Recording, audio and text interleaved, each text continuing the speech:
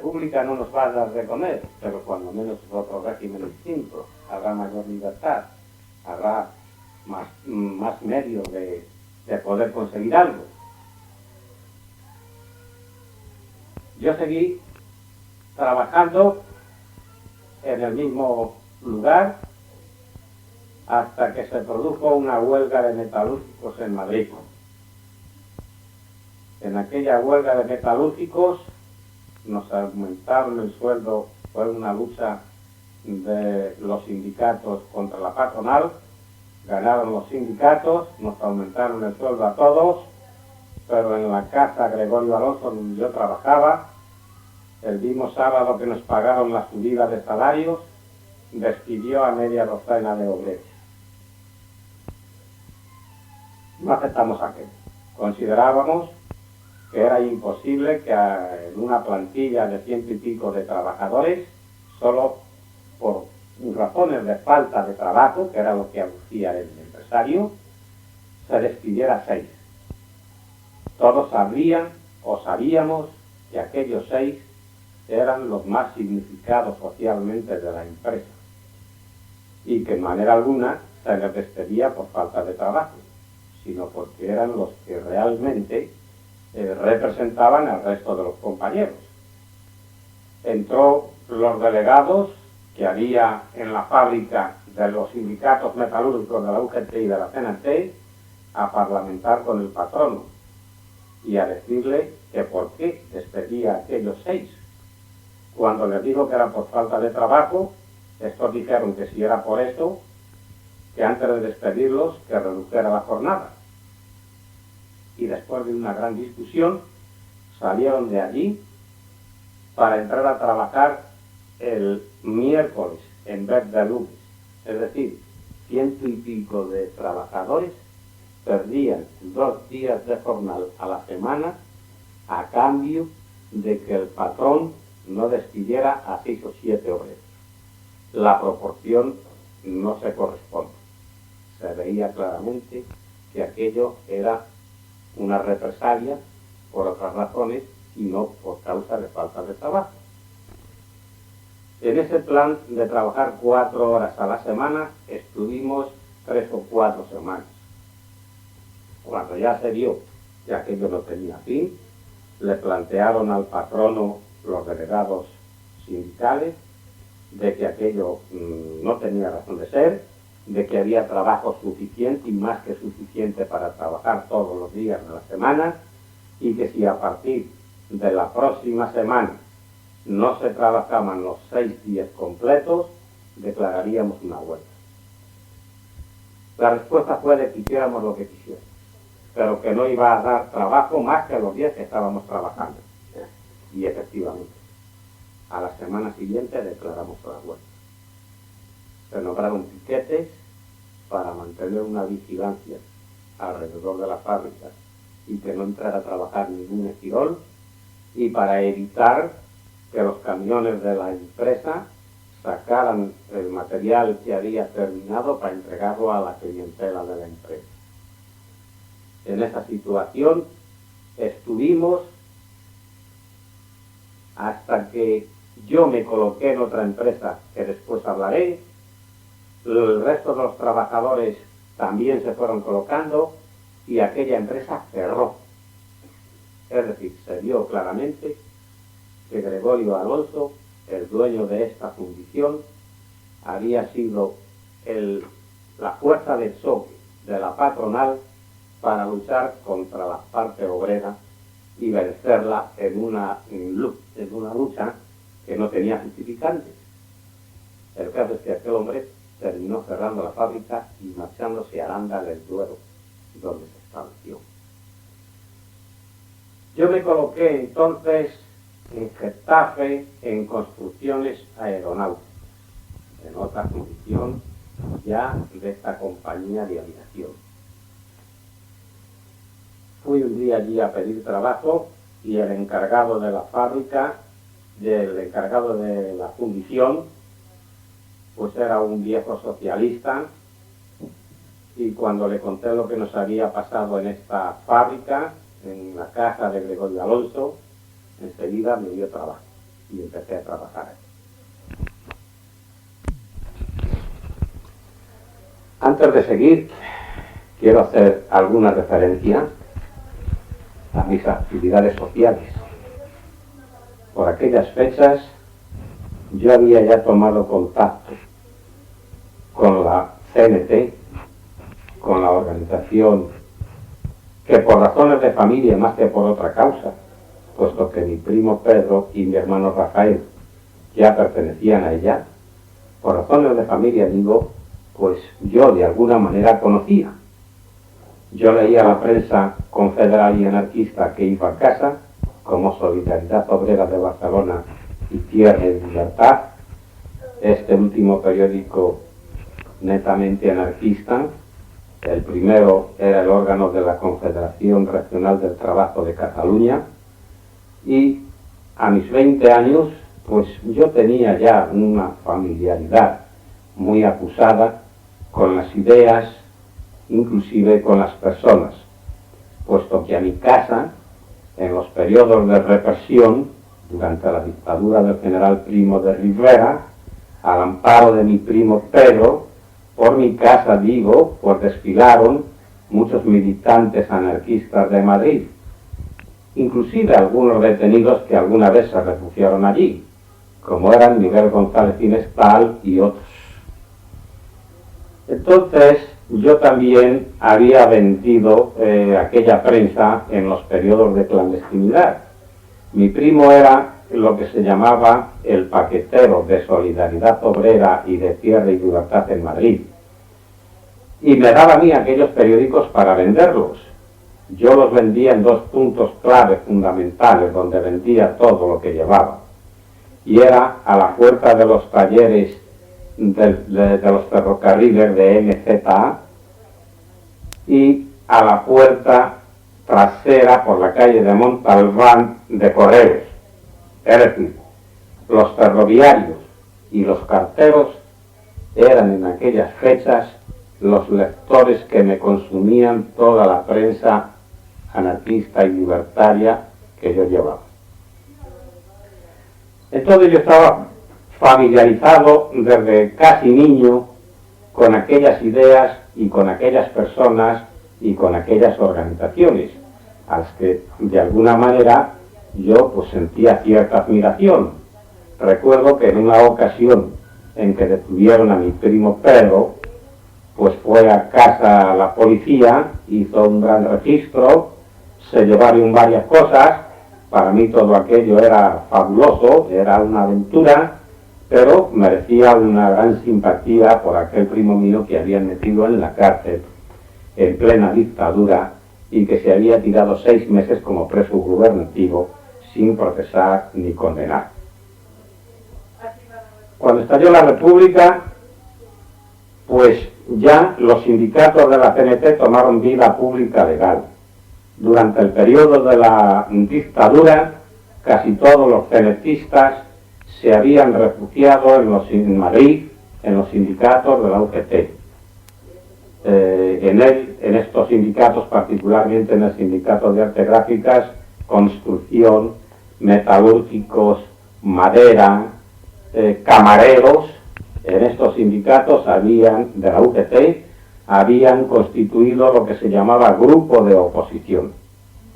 Y durante esos años fueron creciendo hasta el extremo de que al implantarse la República se marcharon de esos sindicatos y se trajeron a mucha gente detrás de ellos y constituyeron los sindicatos de la CNT. Yo no pertenecí antes del año 31 a ningún grupo de estos de oposición.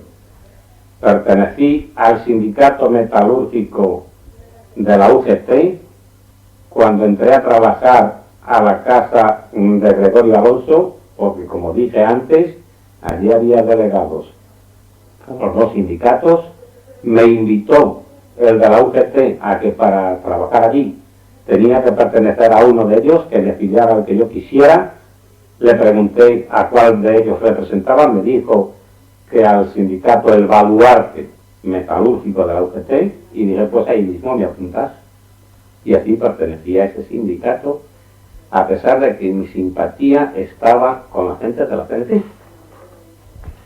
Y en este momento en que se implanta la República, cuando abrió sus puertas los sindicatos de la CNT, pues yo me marché del Baluarte al Sindicato Único de Metalúrgicos de la CNT. En él ya empecé a militar y en él ya milité definitivamente. En ese sindicato, pues, las relaciones, la afinidad, la prensa, las revistas, todo el ambiente confederal, anarquista y libertario, por las tardes, después de salir de trabajar, a la hora de ir a esos sindicatos, cosa que hacíamos invariablemente casi todos los días, pues eran el tema, era el pan cotidiano en el que yo estaba alimentándome. Cuando fui a trabajar a Getafe, a Construcciones Aeronáuticas, entré, como dije antes, por mediación del encargado. Estuve trabajando en aquel taller hasta que un buen día estábamos los trabajadores haciendo unos trabajos que nos habían encomendado y entramos una comisión que se designó para hablar con el contramaestre que tenía la fundición y que se llamaba José San José, para exponerle unas cuestiones no de salario, sino de procedimiento de trabajo. Y no sé por qué razón también tuve yo que ir en aquella comisión. Expusimos aquello, lo discutimos con el contramaestre.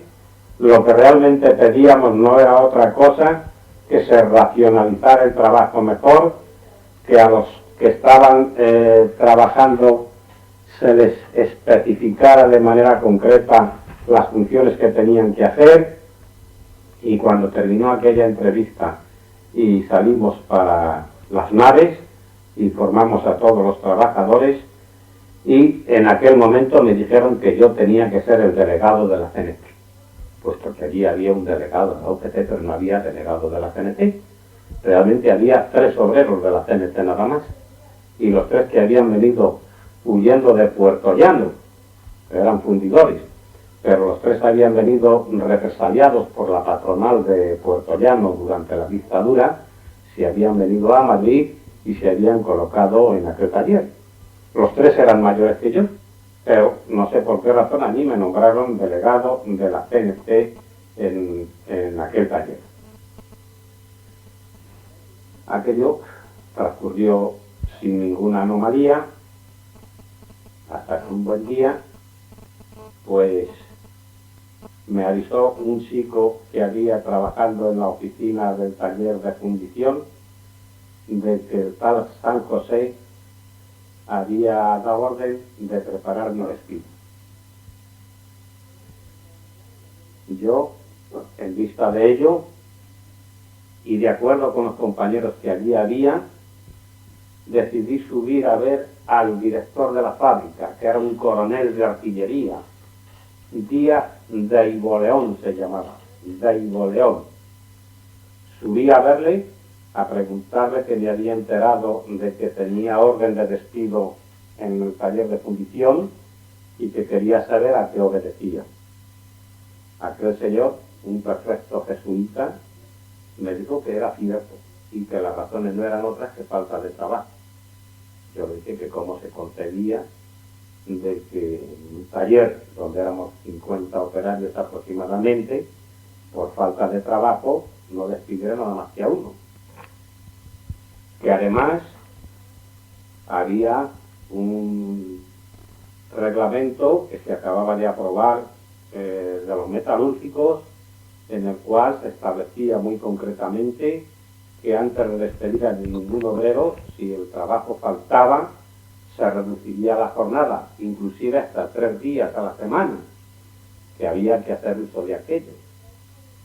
Aquel señor no quiso escuchar aquellas cosas, me dijo que no, que yo comprendería que porque a mí me despidieran no iban a reducir el trabajo para todos y que él no me despedía además por ninguna razón ante mis insistencias de que obedecería alguna causa personal, que me dijera si yo había cometido alguna falta, si yo había hecho alguna cosa improcedente.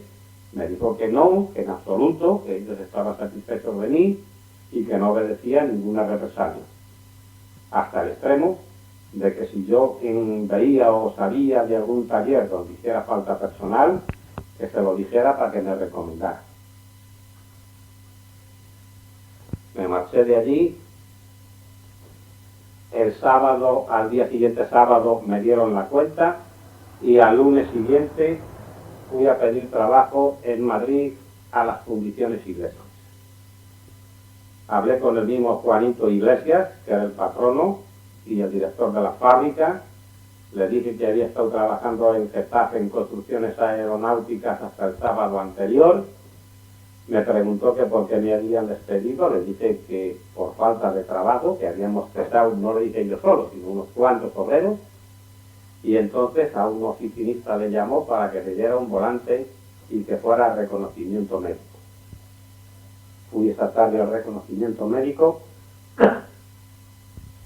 y a la mañana siguiente, cuando me presenté ante Juanito Iglesias, me dijo a boca de jarro: ¿por qué me dijiste que te habían despedido de construcciones aeronáuticas? Y yo le respondí que no me había dicho que me hubieran despedido, sino que había habido una crisis de trabajo y nos habían suspendido a unos cuantos. Se echó a reír y dijo: bueno, pues vete a buscar trabajo a otro sitio, que aquí no hay trabajo para ti. Entonces me di cuenta de que Juanito Iglesias había pedido informes, y los informes que le habían dado no eran favorables. En vista de eso, yo tomé una decisión, y es no usar mi nombre.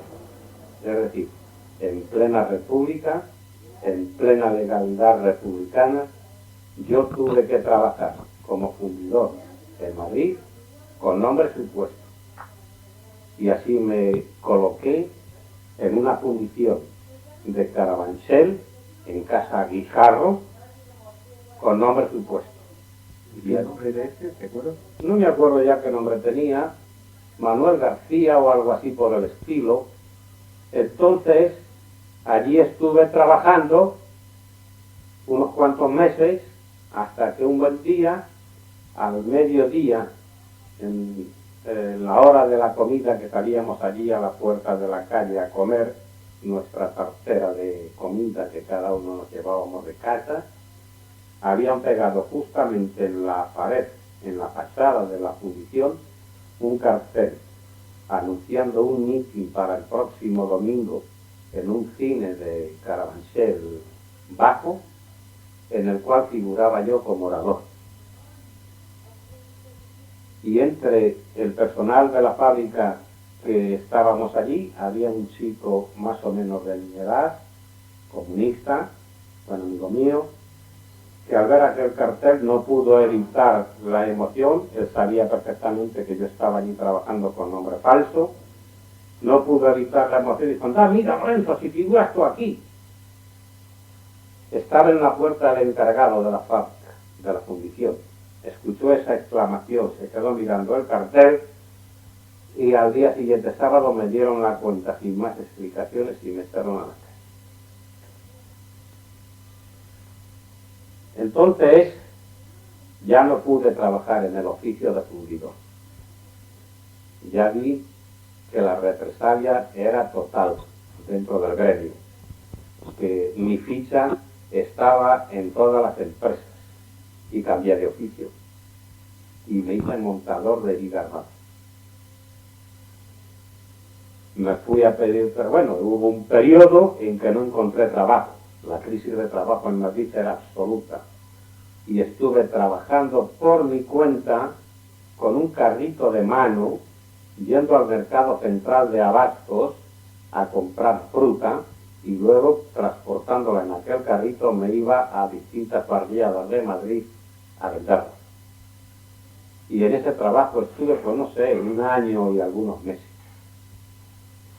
Hasta que al final me decidí a entrar a trabajar de montador de viga armada en la comercial Inviernos, en la calle Mendizábal. Fui a aquella fábrica por mediación de algunos compañeros de la CNT que eran de ese oficio y me dijeron que fuese allí, que había trabajo suficiente y que ellos hablarían con el encargado del personal para que me admitieran. Y obviamente fui a esa fábrica, me presenté en las oficinas, pedí trabajo y alguien debió hablar y me admitieron con mi propio nombre. Y allí entré a trabajar como montador de viga armada. Yo no las había visto más gordas en mi vida, pero yo entré a trabajar allí de oficial y ganaba más que de fundidor, porque me pagaban 12 pesetas diarias. Lo cierto es que yo fui a trabajar con un equipo de hombres de la CNT que me ayudaban en todo y me enseñaron perfectamente el oficio. Y eso además tiene muy poco que aprender. Lo único que hace falta es tener valor y no marearse. Es decir, subir haciendo las estructuras de viga armada de los edificios hasta el piso X sin marearte para caerte abajo y sin tener miedo. Yo aquello se me dio bien y empecé a ser montador de viga armada y realicé perfectamente ese oficio hasta que empezó la Guerra Civil Española. Pero durante todo este periodo, que debió de ser el año 1933 hasta 1936, aparte de mis actividades profesionales, ya estaban, o paralelas a ellas, ya estaban también mis actividades sociales. Entonces yo, al mismo tiempo que trabajaba en los talleres o andaba por la calle con aquel carrito vendiendo fruta, pues militaba en la CNT y actuaba dentro de ella en la forma que en aquellos momentos pues las circunstancias exigían. Yo pertenecía como he dicho antes, al sindicato metalúrgico. En este sindicato primero fui secretario de la sección de fundidores y después secretario general del sindicato. A la vez militaba en las Juventudes Libertarias que se habían creado en Madrid por el año 32. Y primero fui secretario de la barriada de Barrios Bajos y después secretario de la Federación Local de Juventudes Libertarias de Madrid. El movimiento de octubre de 1934 me pilló siendo secretario de las Juventudes Libertarias y del Sindicato Metalúrgico. Me acuerdo que por aquellas fechas, como fundidor, me había llamado Feliciano Benítez, que era el secretario del Comité de Defensa de la Regional del Centro, para preguntarme si era cierto que yo era fundidor. Cuando le dije que sí, me dijo que si yo me atrevería a fundir en algún sitio con un molde que él me proporcionaría, unos aparatos que se iban a convertir en bombas de mano. Yo le decía que necesitaba verlo, que sin verlo yo no le podía decir si me comprometía o no. Entonces me citó con mucho misterio y al día siguiente, en casa de los hermanos Ibars, en la Plaza de las Peñuelas, que tenían un taller de bicicletas, allí me enseñó un molde hecho de acero con el cual se podían fundir casquillos para hacer bombas de mano. El material que había que emplear para las bombas de mano tenía que ser, como es lógico, más blando que el hierro y que se pudiera fundir en una fragua. Entonces no había nada más que 2 tipos o 3 de material, o sea, de metales que se pudieran fundir así: el aluminio, el plomo y un producto que se llama calamina, que es lo que se hacen las letras de imprenta, o se hacían entonces. es decir, materiales blandos. Aquel molde no se había estrenado todavía. Yo dije que yo me comprometí a hacer aquel y que lo único que hacía falta es hacer unas pruebas para ver qué clase de aleación de metal podíamos conseguir que fuera lo suficientemente dura y que a la vez rompiera al estallar de manera que no se convirtieran los trozos de metal en agua o en barro, que fueran y que siguieran siendo duros. Me dijeron que hiciera todo eso yo y efectivamente allí estuve un par de semanas hasta que conseguí una aleación de metal muy buena para aquellos efectos, puesto que se fundía perfectamente en un cazo, en una fragua, no hacía falta crisol ni horno de fundición, y esa es la prueba en el campo, con 2 o 3 bombas de mano que habíamos construido, vimos que rompían perfectamente y que la metralla saltaba sin derretirse perfectamente bien también. Entonces ya con aquel molde me puse a hacer por encargo de Feliciano Benito, que era secretario del Comité de Defensa, a hacer bombas. Y construí no sé cuántas. Lo cierto es que yo tenía el encargo, después de fabricadas, sin montar, porque era peligroso, esto ya lo hacían otras personas, repartirlas por barriadas. El aparato de defensa de la CNT estaban constituidos a base de los grupos de defensa por barriadas.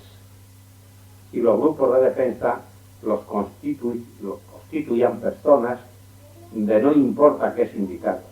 En un mismo grupo a lo mejor había 8 o 10 personas, que era lo que normalmente formaba un grupo de defensa. Había personas a lo mejor de 3 o 4 oficios. Entonces la misión mía consistía en entregar en cada barriada. Estos grupos de defensa estaban organizados con un delegado que los agrupaba todos. En cada barriada había un delegado de defensa. Y yo entregaba estos cascos de bombas a cada delegado de defensa en cada barriada. Cuando se produjo el movimiento de octubre de 1934, yo había repartido ya 4 o 5 sacos pequeños. Calculo que en cada saco irían pues unos 50 cascos de bombas, 30, 40, 50 cascos de bombas. Yo había repartido ya 4 o 5 sacos de esos por las distintas barriadas de Madrid cuando estalló el movimiento de octubre de 1934.